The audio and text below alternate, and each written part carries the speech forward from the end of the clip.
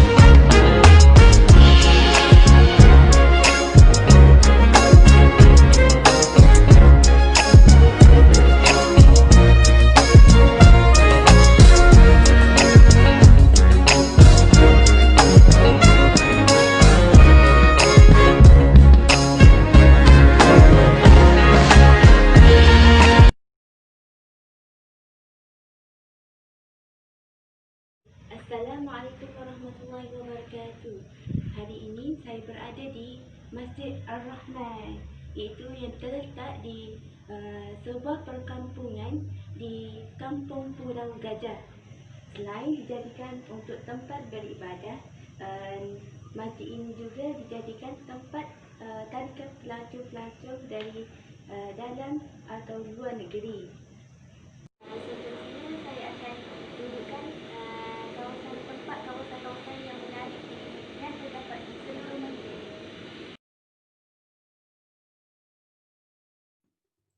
Melangkah sahaja masuk Masjid Ar-Rahman cukup mengujakan apabila setiap langkah disambut dengan pemandangan gerbang besar yang dibina tinggi menggunakan kayu cengal. Masjid Ar-Rahman ini mula dibina pada awal 2016 untuk menampung keperluan jemaah yang semakin bertambah selepas melihat keadaan Masjid Lama Pulau Gajah yang semakin sempit. Keindahan Masjid Ar-Rahman ini seolah-olah berada di tengah pulau. Masjid ini sebenarnya dibina di atas paya bakau oleh seorang penderma yang mewakafkan tanah miliknya dibeli sejak 25 tahun yang lalu. Selain itu, ukiran ayat Al-Quran daripada kayu yang memenuhi bahagian atas masjid menggunakan kepakaran pengukir dari Japara Indonesia. Bukan itu sahaja, banyak juga hiasan dalaman masjid ini yang diperoleh dari negara luar, misalnya 2 batang pokok tama yang diimport dari Timur Tengah untuk menyerikan lagi kawasan mimbar.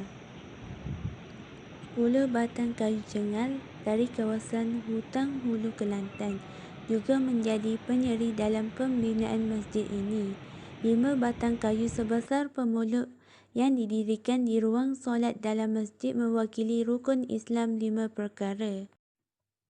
Setiap sudut atau hiasan dalaman masjid ini mempunyai maksud yang tersirat. Ini termasuk batu yang diukir dengan ayat suci Al-Quran menjadi hiasan di tepi masjid juga adalah diilhamkan dari batu bersurat Terengganu. Beduk dan ketuk-ketuk di luar masjid juga adalah yang asli dibeli dari negara jiran. Walaupun ia tidak digunakan, tetapi warisannya boleh dilihat oleh generasi muda. Bagaimana di zaman dahulu tanpa pembesar suara, kita menggunakan kedua alat ini untuk menandakan waktu masuk solat. Paling menarik ciri-ciri masjid ini adalah ia pembinaannya sangat praktikal. Bukan hanya cantik, tetapi pembinaannya tidak melupakan golongan orang kurang upaya dan warga emas yang mempunyai masalah sakit kaki. Walaupun dari segi luaran masjid ini lebih nampak tradisional dengan diinspirasikan Masjid Kampung Laut, masjid tertua di Malaysia, tetapi pihaknya tetap menerapkan ciri teknologi hijau dalam memastikan ia mesra alam.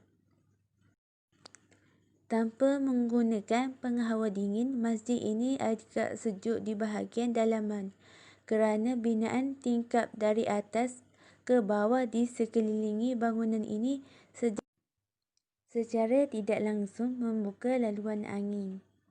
Apa yang saya paparkan tadi semoga menjadi manfaat kepada semua yang menonton. Apa yang kekurangan dalam video ni semoga dijadikan pengajaran untuk semua. Okey, sekian daripada saya, Nur Adlina Mitra Zaman.